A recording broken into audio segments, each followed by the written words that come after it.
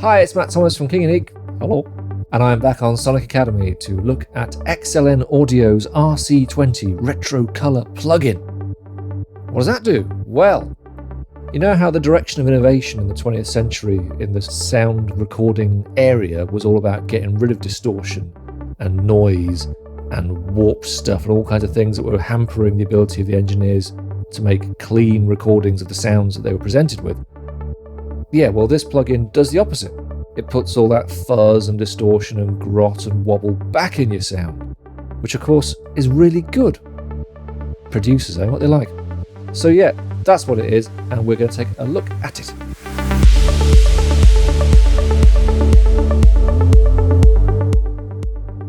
Before we look at how it works, let's listen to how it sounds. I'm going to put some familiar sounds in first, things like piano and drums, because we recognise what those should sound like, and see how it can transform them.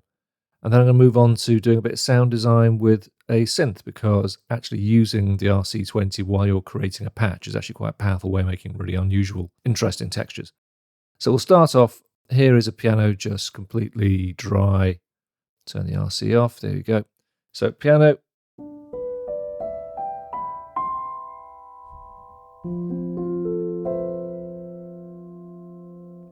So that's the dry sound. And then with a bit of the RC on.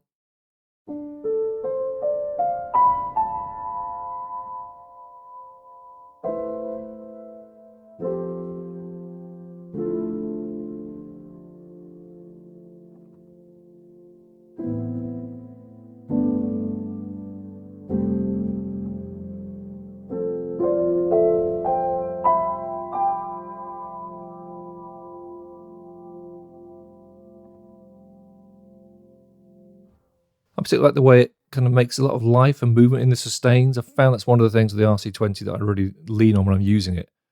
When you're playing with electronic sounds, even beautiful samples and stuff, sometimes the tails can sort of lack that movement and resonance that happens with a real instrument in a real space. And I found that using the RC on pads and pianos and stuff, when you hold a chord down, let it die off, there's so much more interest and movement going on.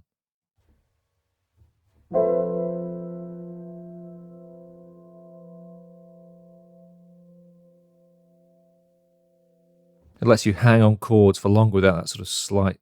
You know how it is when the sort of sounds haven't got that life in them? Sometimes you're working with your DAW and you kind of like just can't hang on stuff. There's some unconscious thing going, yeah, okay. This really brings some of that variability back into your sound. So that's an example. You can do the piano. Another one would be...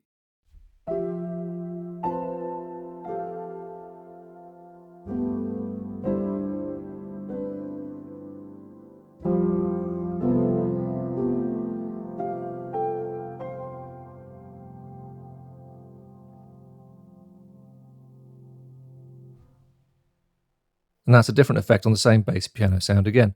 So you can hear straight away there, you can create some really moody atmospheres around traditional instrument sounds. I'm going to look at the effect on some drums as well now, because while it's very pleasing doing all this kind of long, spacious, tonal stuff, it also really excels at bringing retro, dirty grime into your beats. So I've got a really clean mic'd drum kit sound here, which we're going to try and run through a variety of different settings to get those really clunky, crunchy, lo-fi sounds. So here's the beat dry.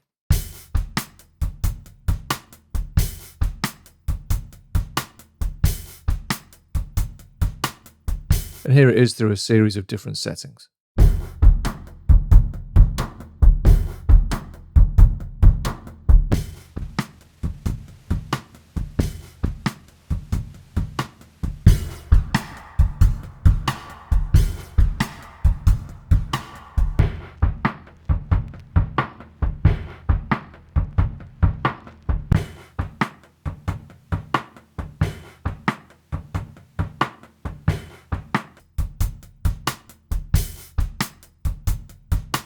And there's our dry sound again.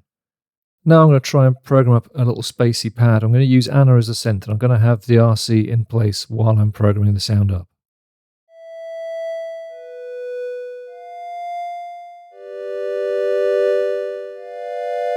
Okay, it's about as simple a sound as we can possibly get. I'll just turn all these modules off, and we'll see what we can do. So, put magnitude back up to full.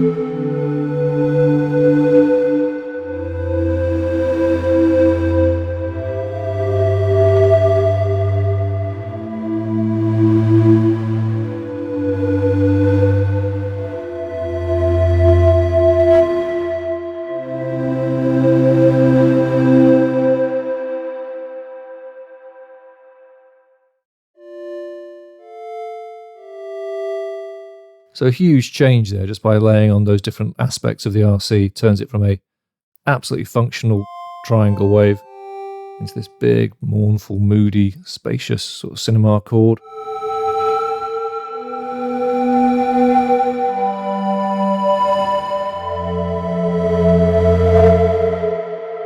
If you put something a bit more edgy as the waveform as well.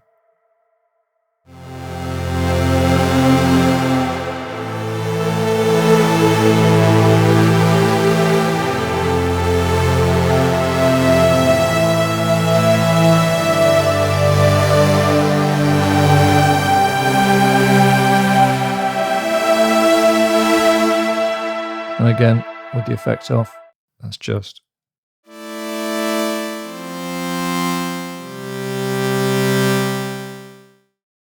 Okay, so the question is, how does it do it? Well, we've got 6 modules: noise, wobble, distort, digital, space, magnetic. We've got a master magnitude fader, and down here we've got what they call a mastering section, where we've got some gain controls and some EQ. So I've got a simple sequence on, and I'll set running now. Once that's running, I will just talk through each of the modules as we bring it in and what it's doing, and have a quick look at the controls. So let's get that started.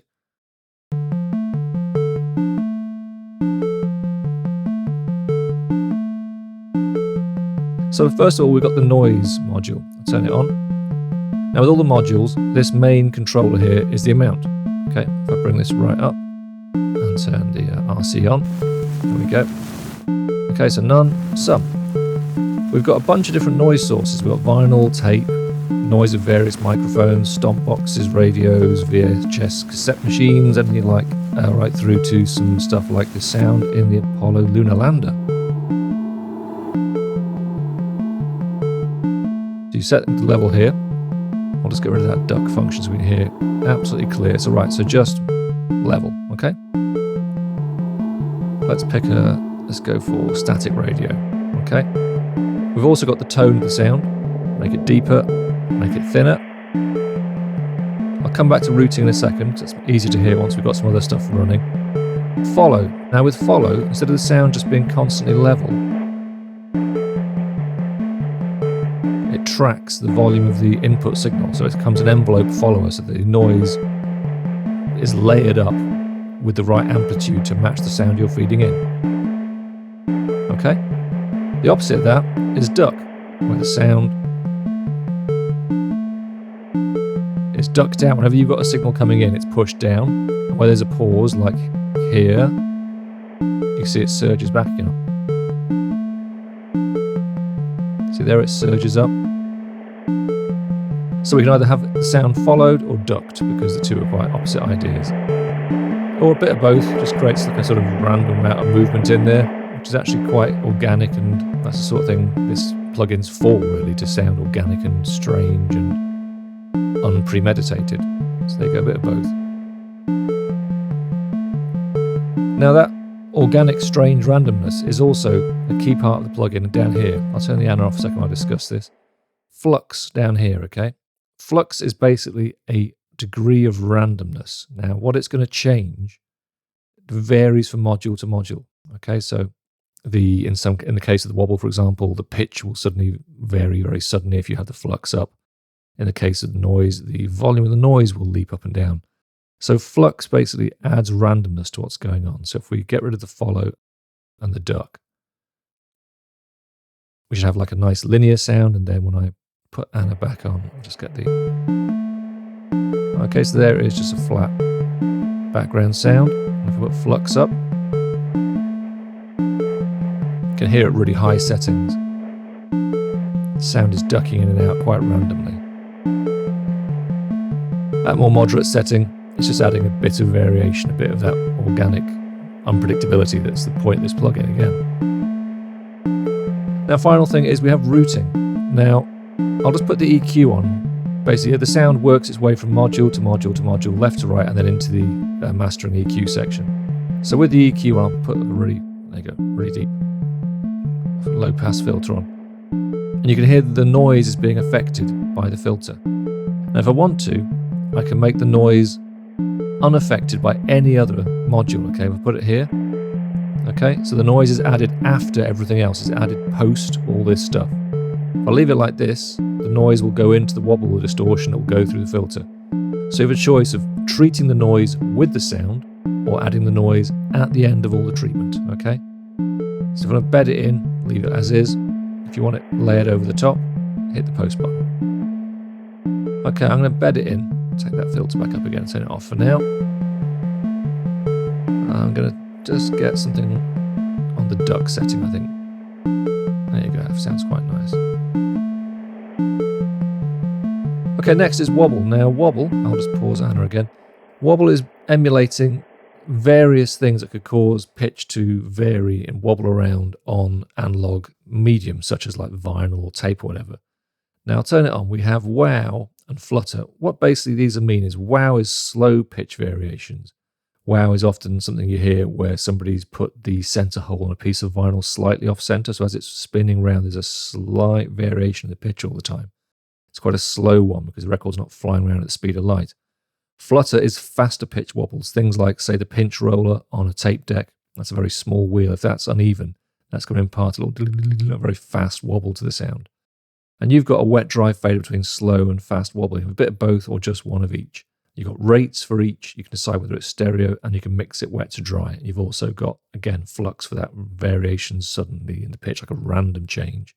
So I'll just put the old thing on again. And there you go, straight away. If I push it all the way to wow, I'll make it very strong. You can hear the effect very clearly. And if I push it all the way to flutter, you can hear that faster tone, yeah? A bit of both, a bit less magnitude. And I can wet dry that to just a slight touch, or completely just the pitch affected part of the sound, or layer the two together. Have it stereo or mono. And again, flux, which will bring in sudden, unexpected little changes in the pitch out of just that regular wobble we've got going there. Bring the flux back a bit. And already we've gone from to this. A much more interesting part straight away. Okay, next up is distortion. We have 6 different distortion types: tubes, iron transformer, like a guitar crunch, a heavy distortion, a zap, and really kind of a fizzy distortion. And we have air pressure, which emulates a sort of distortion created in like an overdriven speaker. Now, whichever one you go for, let's take the iron transformer, shall we? You've got a focus, which is the area the distortion is being focused into, as the name suggests, so it can be full range. There you go. See the bass end there starting to really pick it up. And I can just focus on that area if I want to.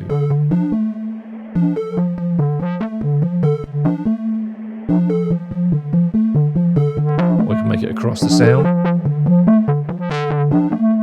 And that's a great sort of techno tone. It's obviously a bit much on full, so just wet dry it back a bit.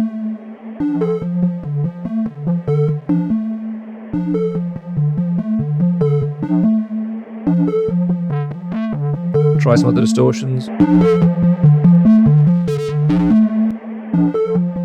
There's a milder kind of tube overdrive there. With a real heavy over the top bit of crunch. So I'm going to put it back on the crunch setting.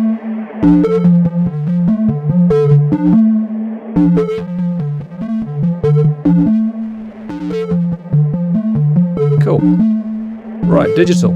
This is your classic bit crusher. So we've got control of, I'll just kill the sound will fade out there. So digital, we've got either rate or bit, so that's sample rate. So the early samplers tended to have a way to save memory because there was so little memory on board that you could sample at a lower sample rate. So not just the classic 44K everybody uses by default for full quality. Most of us were using things like 22 or even lower sometimes just to save a bit of space in our sampler. And you can also reduce bit rates. And again, early samplers sometimes are 12 or even 8-bit. Or as with the Wobble, the Wow, Flutter, we can have a mixture of rates and bits both being affected or being affected, one more than the other.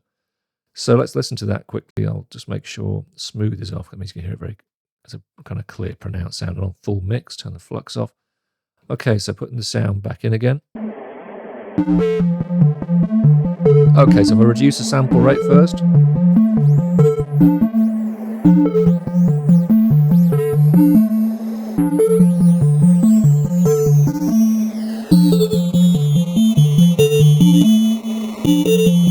There's a great sound there, and of course you can wet dry that in as a little presence rather than the whole sound. We can do the same with, do the same with bits. So bring the bit rate down. Brings in lots more kind of fuzz and top end noise. And again, wet dry that in. I was quite digging the rate setting, or we can do both, of course. But I'm going to go rate and just that little touch of it. Now I can also focus, as with the distortion, on just areas of the frequency. So only part of the sound gets put through the bit crusher. Now, unlike the distortion, I can also cut out the sound outside of the bit crush area. So I'll put this on full wet, you can hear it very clearly now.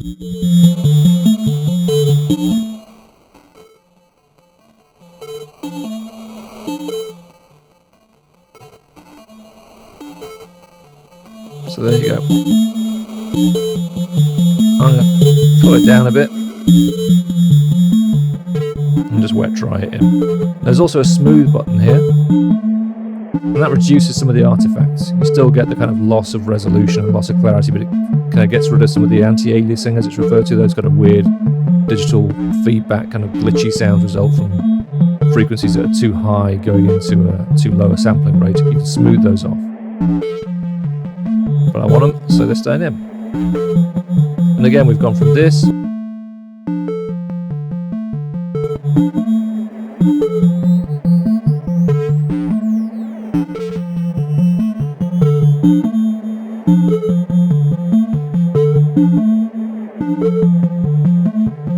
Okay, next is space. As the name suggests, this is basically sort of a mixture of reverb and feedback delay. You can have really huge cavernous spaces, or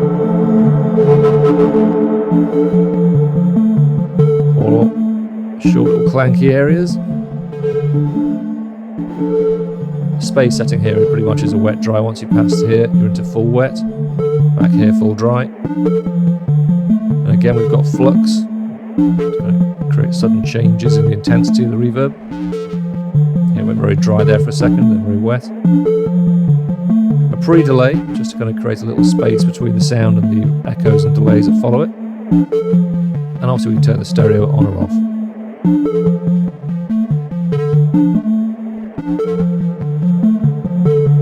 Focus, again, lets us control the tone of the reverb, so very dark or very thin bright.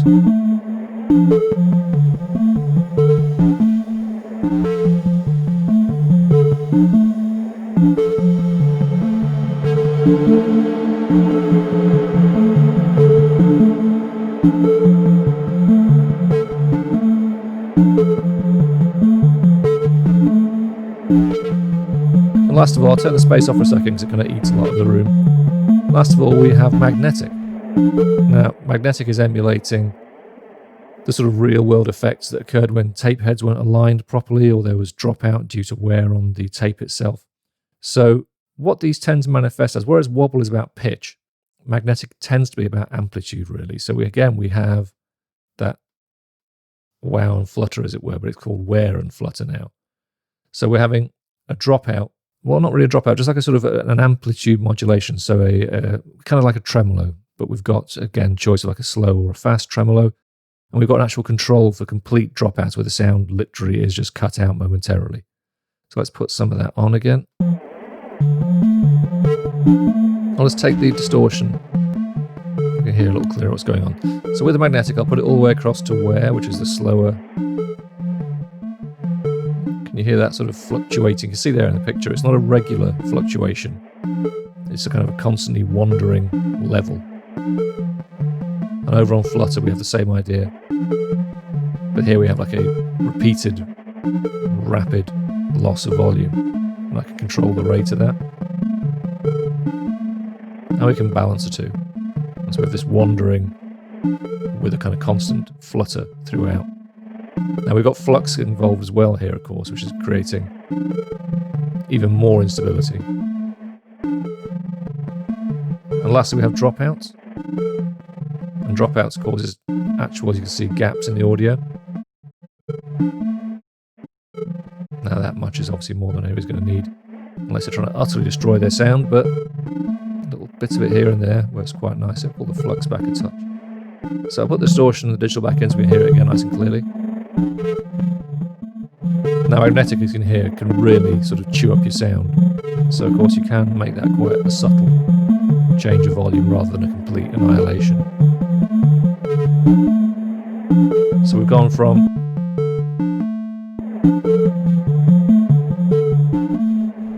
and now we've got all these modules on. If I change the noise routing, remember I mentioned before that you can make the noise go through all this stuff or just appear at the end. So I can switch it to appearing just at the end, we get this.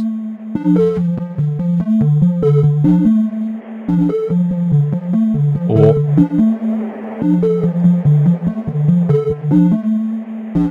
so the tone of the noise itself is fed through this whole selection.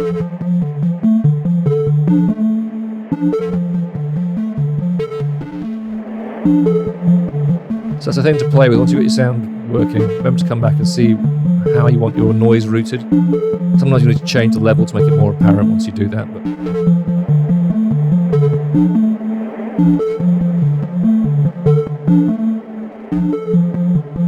and down here we simply have a gain control, sound coming into the chain, and a gain control for the sound coming out the end of the plugin. Next to that we have width.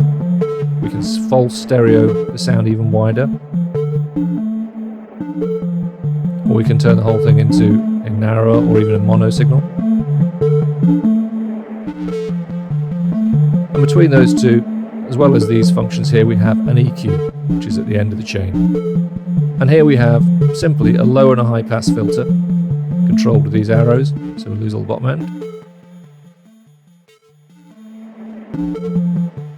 And the character of that filter can be a kind of fairly non-resonant, dry filter, or it can have a bit of a frequency resonance. You can hear there, as I'm squeaking it around at the cutoff point. Same with the top end.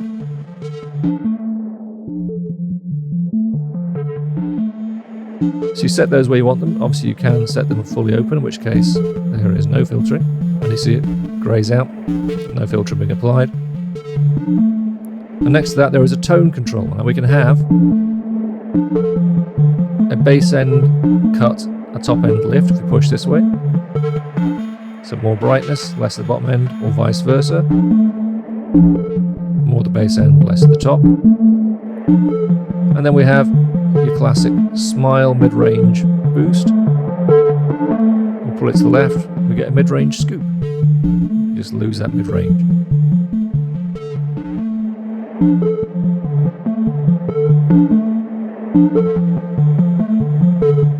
And that started life as... So there you go, that's what the RC20 can do. Oh, the last thing of course, before we forget, is the magnitude slider at the top here.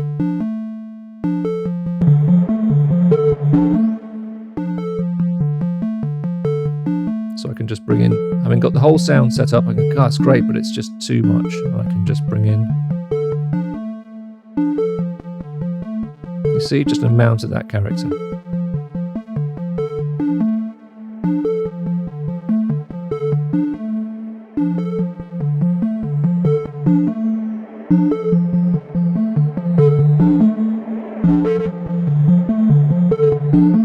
So it's not quite a wet dry. You can see that the magnitudes down below here are all changing as I move it, so things like the sound of the digital, the bit crusher, becomes more pronounced at the higher settings. And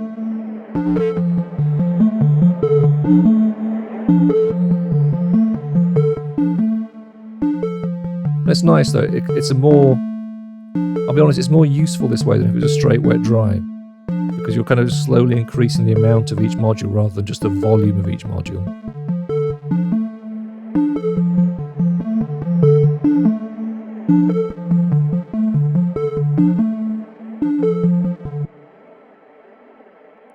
So that's it, the XLN RC20 Retro Color. I am using this quite a lot currently. I'm doing much more ambient soundtracky stuff at the moment in my own time, and this is all over the work I'm doing. A couple of things it could use. I guess it would be an all-in-one retro machine if it had a compressor, and it'd be quite nice to be able to compress somewhere in that chain. As it is, I find that if I leave the space module off, put a compressor after the RC20, and then if I want to add reverb using the RC20 space, just put a second instance of the RC20 after the compressor. Then I can do all that sort of grunging up of the dry signal, compress it if I want to, then add space. Of course, if you want to, you could always just compress the space into the sound as well. So yeah, compressor would be nice. And if I was going to make a request, I would say as well as these 12 or so sounds here for the noise source, it would be kind of great if I could add my own and just load those in as a user thing. Because particularly with the follow and the duck, creating layers that stack up on top of the sound you've already got, it's a very, very powerful and quite a groovy thing. That's it. I use it, I like it, and of course it looks all 70s, and I'm from the 70s, and so of course I'm biased. Try it, give it a wiggle, I think it's good.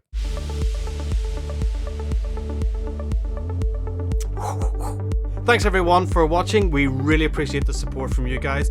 If you liked this video, then smash that like button, and if you want to be notified about new content, hit the subscribe and the bell notifications. Peace!